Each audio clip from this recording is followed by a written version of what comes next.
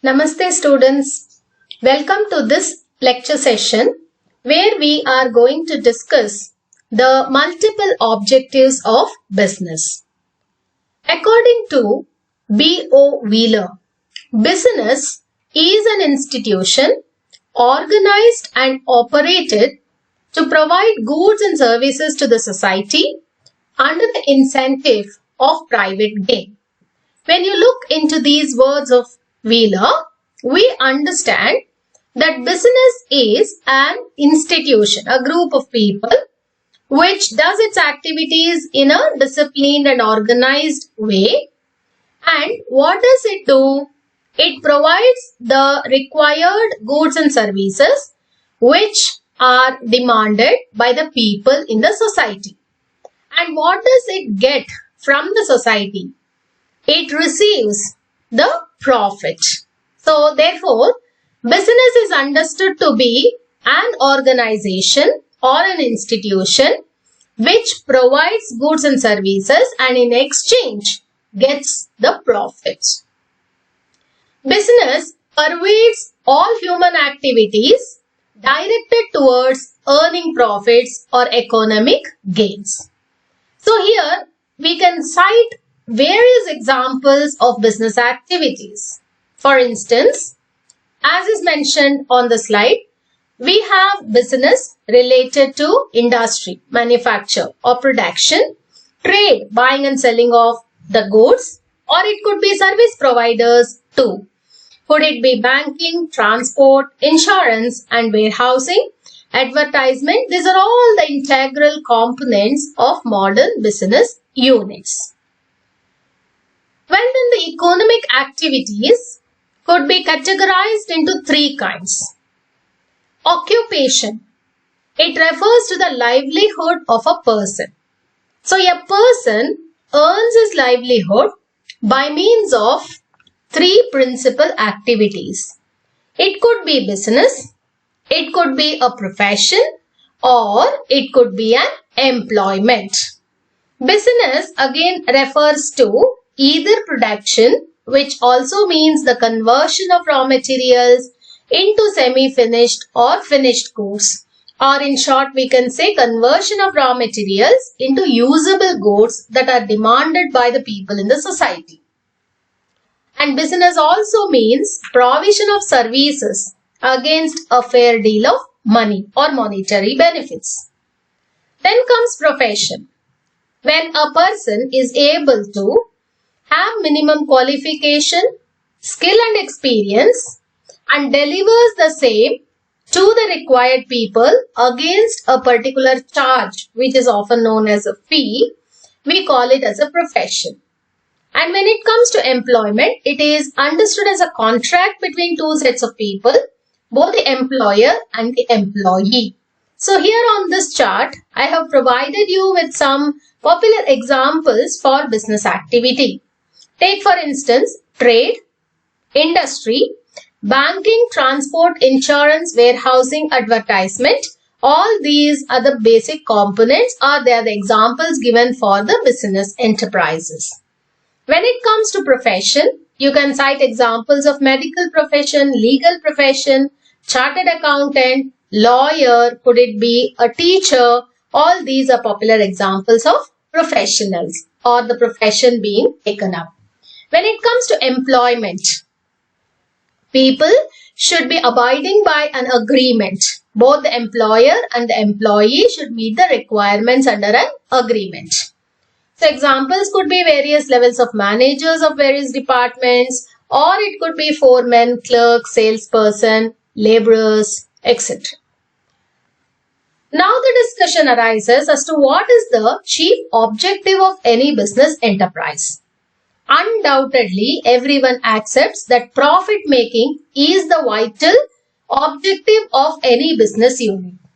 Any businessman, for instance, invests capital for the sake of making profits. So, profit is understood to be the chief objective of any business enterprise. But then, can profit alone be the objective is the question. Business objectives as the purpose or reason for the existence of the business in the society. What is the business? To provide for the goods and services that are demanded by the people in the society. When I say profit making alone is the chief objective of any business unit, it would definitely not be correct, because all business units in the long run cannot survive keeping only profit making as their motive. In the long run, business has to meet the demands of the people, it has to satisfy the human wants, and in this order, it may have to take up multiple objectives. So, we can categorize the objectives of business under three broad categories: economic objectives, social objectives, and human objectives. Perhaps we can even go on saying national objectives, and it could be like, we can have much more a list made, but then we will limit our study to economic objectives, social objectives, and human objectives. When it comes to economic objective, what are the basic economic objectives of business activities? We discussed right now that profit making is a compulsion, or rather we can say it is an inevitable objective for any business enterprise. Survival of a business unit is dependent upon its profits made. So naturally, earning of profit, you can say it is the right of every business unit. But then apart from that, the business unit also must create customers. Have you ever seen the advertisements being put up? What does the advertisements prompt the person to go immediately and buy the product? In fact, it converts the latent demand for the product into a potent demand. It drives that urge among the people to go buy the product and thereby creating a customer. Similarly, new products get introduced into the market. For what reason does the industry manufacture or find out the introduction of new products?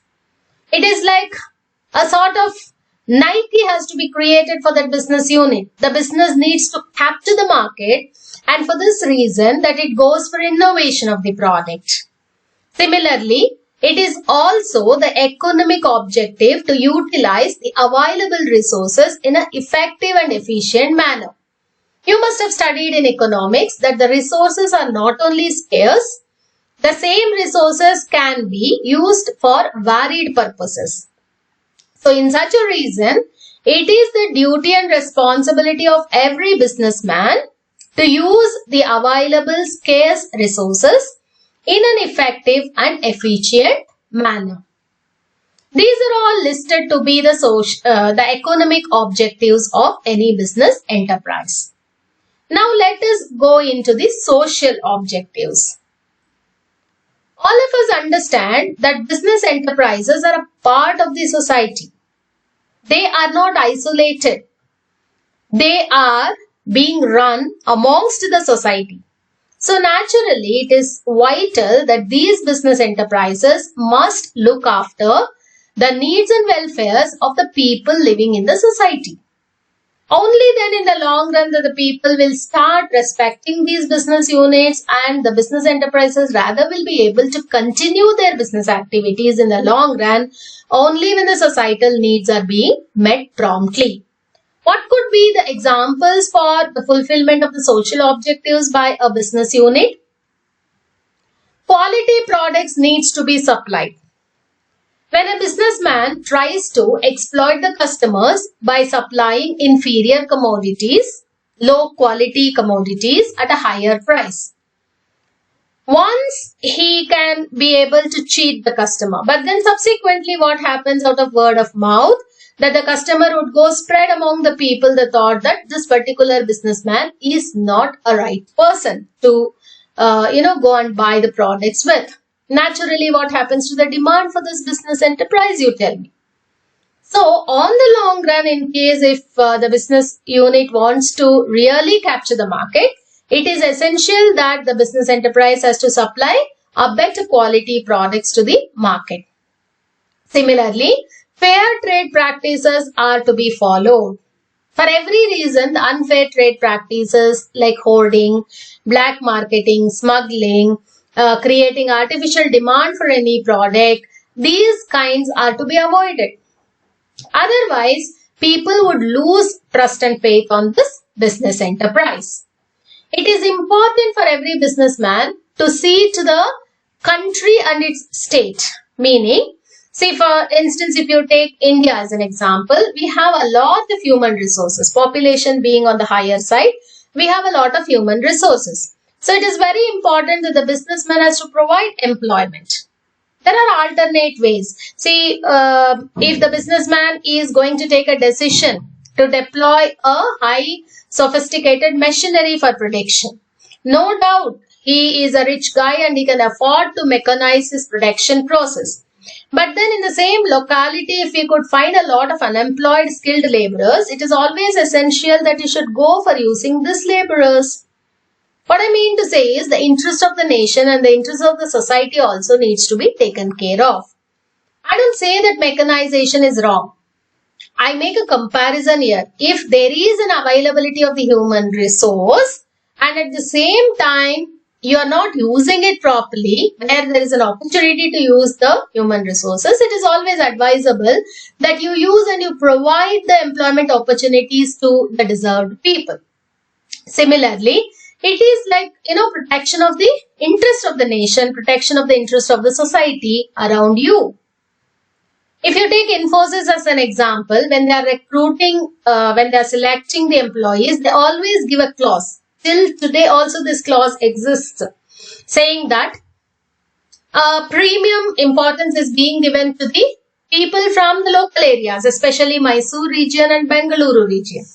For the reason that Infosys has its head office, it has been started in Mysore and Bangalore, Karnataka state. So here Karnataka people are given a leverage of having this employment opportunity at a larger scale. So this is what I am referring to, like it is important for the business enterprise to give more significance to the generation of employment and to see that whatever local interests are available is protected. It is also the foremost duty of the businessman to protect the welfare of the employees. Whatever job conditions are given, job security is provided, work satisfaction has to be given. So dignity of labor has to be maintained. Humane treatment has to be given across the employees. All these are essentials to be taken off under the title of social objectives. Altogether, the businessman has to ensure that the welfare of the laborers is being protected. Then the business can take up some community services. Nowadays, that popular term corporate social responsibility has emerged. CSR we say, corporate social responsibility. In fact, the government emphasizes upon the premium organizations to come forward to do extra help to the society, to the welfare of the society. If you take, for instance, big companies adopt a certain schools, or sometimes they adopt a certain parks and develop them. Park areas are maintained by these business units. So at times you see the, toilets being maintained or constructed by certain business organizations. All this is being done by these business units as a part of the corporate social responsibility.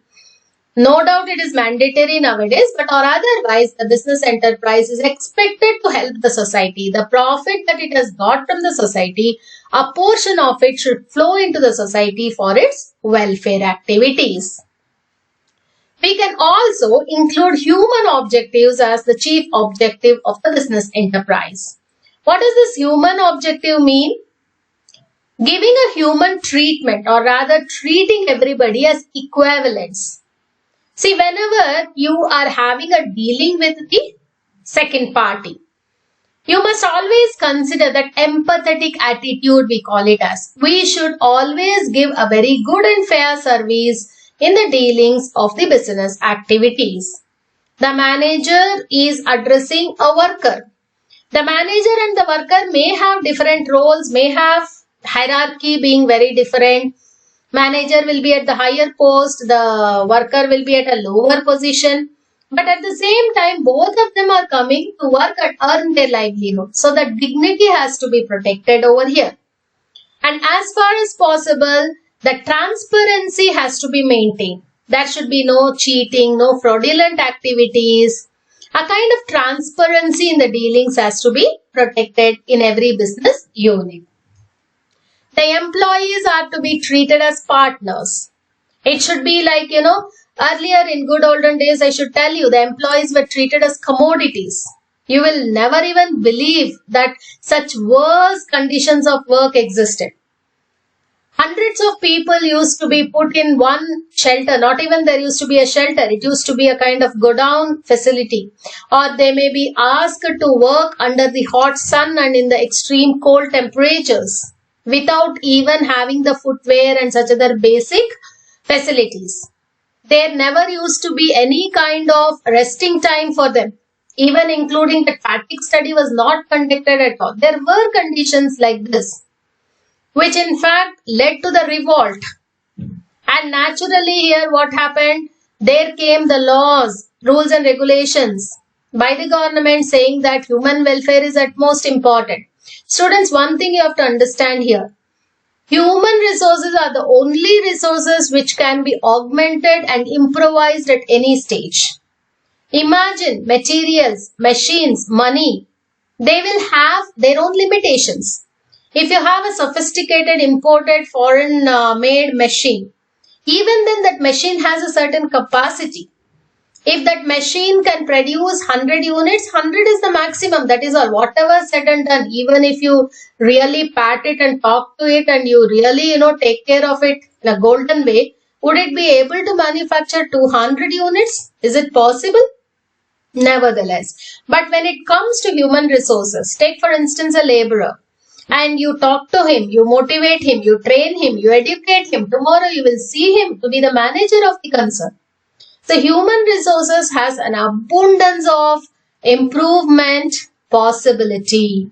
And here we must remember that the employees must be treated also as equivalents. They also share a portion of the organization's work, and naturally there should be no limitation to, or rather a discouragement to the employees at any level. And always the business enterprise, the top level management I'm talking about, should strive for the skill improvement among its employees. When the individual grows, the organization grows. Usually this is how it is regarded. When there is an improvement in the skills of every individual in the organization, rather that skill is going to be a benefit and investment to the organization, naturally the organization also grows. So the development of the employee skill is essential, and it is also a part of the human objective of business.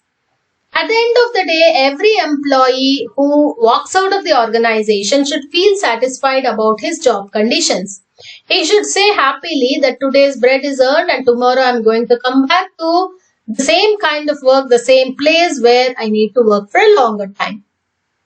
According to the founder of Infosys company, Narayan Murthy says, every day in the evening my assets walk out of the concern to come rather the next day. Meaning here he considers the laborers or the workers as his assets of the company. So here the basic assets are the human beings. Human welfare becomes the utmost requirement of any business unit. When you look into this discussion part, we understand that profit making alone is not the only objective of any business enterprise. We can say that there are multiple objectives of any business unit. Now, what is the necessity to make profits is $1 million question. Why any business unit has to make profits? For its survival, obviously a business unit has to survive. And for the survival, growth and expansion of the business, that any business unit has to make profit. Look at these words given by Peter F. Drucker. He says a business must achieve sufficient profits to cover the risks of economic activity and thus to avoid loss. Two reasons that Peter F. Drucker gives you for any business unit to make profits. The strongest reason is that profit gives you the returns for your risk coverage. Risk is an inevitable element of any business activity. The businessman undergoes the risk. So here, when he is taking up the risk, there should be a reward for the risk taken up. And the reward would be the profits that he earns. And similarly, when you sustain the losses, it shows your inefficiency of doing the business. So in order to have this inefficiency covered up or to overcome the inefficiency, we need the profits. A business must earn adequate profits for these following strong reasons. A person invests money into the business for the sake of his livelihood, occupation. Business is one of the occupations. So when there is an occupation, money is the return for taking up the livelihood.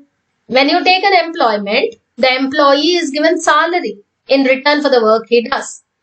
When a professional renders his service, he charges his customers in the form of fees.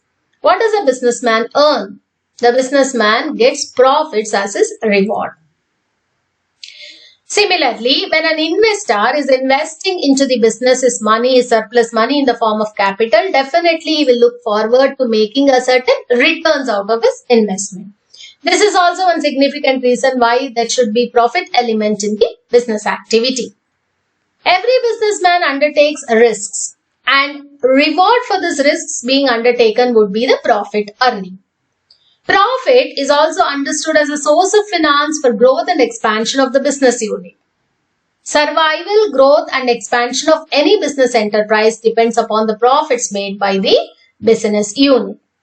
Profits act as an indicator of efficient working. How efficient are you? Have you done your business in a well-to-do manner? What is the measurement or the yardstick for this? The quantitative measurement would be the profit earned by you. So if you have made more profits, it shows that you are an efficient business person. Also, when a business person makes a lot of profits, he would get a very good name. The good name also is associated with the goodwill of the firm. It is an asset to the business unit, and you are going to add on to this asset of goodwill when you make more and more profits. Now, there is an argument. Could profit be the only objective of a business? Definitely not. We have discussed earlier that business comes with a multiple set of objectives. But then here, a layman would say, an unpad, a gawar would say, business is carried on only for profit. But a very good businessman would definitely not make this statement, because he knows very well in the long run that if he has to really survive in the market, that he cannot aim only at the profit. Earning of profit cannot be the only objective of a business. It is like, when a person says, I live only to eat. Is that a true statement? Do you live only to eat? We eat in order to live. We do several other things in our life. In the course of our life, eating is not the objective. We eat because we have to survive. Same thing goes with the business also. Profit making is essential, but profit making is not the only objective. But then what are the arguments against profit maximization? When you do more and more and more and more profits, what are the negative returns you get? When you hook on to always making the profits, the chief disadvantage is you ignore the interests of the other parties of the business. Other parties, by other parties, I mean it could be your laborers and workers working with you. Sometimes even customers are taken to task. You supply substandard goods, wrong measurements you give, adulterated goods you supply, because you really don't care about all these things. What is your care is only about profits. So the interest of the laborers, the interest of the customers, the interest of the society is lost because of only the profit making. Similarly, the businessman might get into some wrong practices of business. Hoarding. You're creating an artificial demand by not giving the proper supply of the goods on time.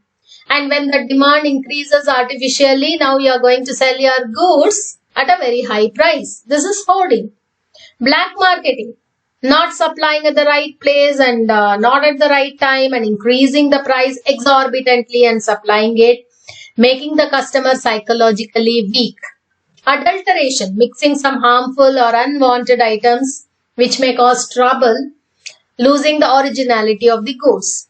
So all this is resorted to the businessman because his aim is only to make profits. If he says, no, profit is not my only objective, I will also care for the society, will he do this? Would he adulter the goods if he cares for the society? No. If he does not care for the society and hooks on to the profit, then he resorts to all these unfair practices. There is a tendency, I am saying you, of the businessman to resort into these wrong practices. Similarly, when you are aiming at the profit maximization in the short run, say there are two time periods, short run and long run. If you are aiming at the short run profit making, what happens? You might achieve the target. Whatever you resort to any practices, you are capable of achieving the profit. But what happens over the time period? What happens? That goodwill is lost. People start talking about you, saying that you cheat and you don't supply good quality goods and so on. Naturally, you lose the market standing over. And finally, what happens in the long run? You are not going to make any customers. So in the present day environment, a business cannot be effective when the sole objective of the business is to make profits. It must also set objectives in areas like customer satisfaction, the welfare of the employees, and community development, environment protection, and so on. When these areas also needs to be taken care of, then only people will build up the trust and faith for your business unit, and in the long run, they would patronize your business unit. So, according to Peter F. Drucker, to manage a business is to balance a variety of needs and goals. It is not the profit alone the objective of any business unit. To manage a business is to balance a variety of needs and goals, and this requires multiple objectives. Then what are these multiple areas where the objectives must be set? Let me give you a quick list of the areas where the multiple objectives of a business has to be set. And I have cited one or two examples over where certain companies have excelled their records. Look at this: market standing. That is capturing the market through some kind of business tactics. If you take footwear industry, we have hundreds and thousands and millions of footwear industry. But then when it comes to butter industry, it has a psychological pricing. It always keeps its prices as 99, 999 and so on. There is some kind of technique in the pricing of this industry which has kept the industry into the market for a long time. So it has adopted a strategy. So it has captured the market through the psychology of the customers. Similarly, innovation, finding out the new product, releasing the new product, doing research on the product and giving new products to the market. Productivity. What is productivity? It is the ratio between the input and the output. That is the raw materials, in what measure are you taking it up, processing it and bringing out the finished goods. Usually productivity marks the efficiency of the business enterprise. So if your productivity level is high, it shows that you are more efficient. Then human organization, human resource development, human resource management, it is so called. So workers' attitude, their performance, their job satisfaction, how the management is treating them in their work areas, all this also matters. How is the business able to maintain its physical and financial resources? Is it able to comply with the effective utilization of the available resources. Then it is also the objective of the business to have a very good administration. Managerial performance directly reflects on the efficiency of a business unit. So if the managerial performance is low, then naturally the organization would not progress in the long run. And it is essential that the skill development of the employees has to be patronized. We need to have different levels of managerial training. The next levels of managerial training would put the organization in proper place. In case if there is a requirement for the next level to adopt or to come up to the top level, there should be a ready reference over there. So this also happens to be one of the chief objective of business, that it has to train people, develop their skill and keep them ready for any kind of work, especially in the administration part. Social responsibility is a very important area where the business organization should come forward to help the society in which they are situated. Could it be laying of the roads, or could it be maintaining hospitals or adopting the schools for education, creating some kind of labor welfare measures. So it is important that the social responsibility has to be taken up. It also goes with the profitability at a reasonable rate. There are two words, students: profitability or profit making and profiteering. Profiteering has to be avoided. Profiteering is profit making exploiting the customers exorbitantly. So when you resort to profiteering, in the long run, it might cause a trouble to the business unit. That is, that the survival of the business unit is shaken. So it is important that you have to make reasonable profits and profitability has to be adopted. Profiteering has to be avoided. So in this course of lecture, to sum up with, we have discussed on the multiple objectives of a business enterprise. So profit making is not the sole objective of any business unit. It is important that every business unit has to concentrate upon the varied objectives like human objectives, social objectives, apart from having its own economic objectives. So hope this lecture would have been purposeful. Thank you for listening, and listen to a couple of times more, and also pay a good reading of your textual content so that you are able to get that well-versed conceptual knowledge on this subject. Thank you. Have a very good day.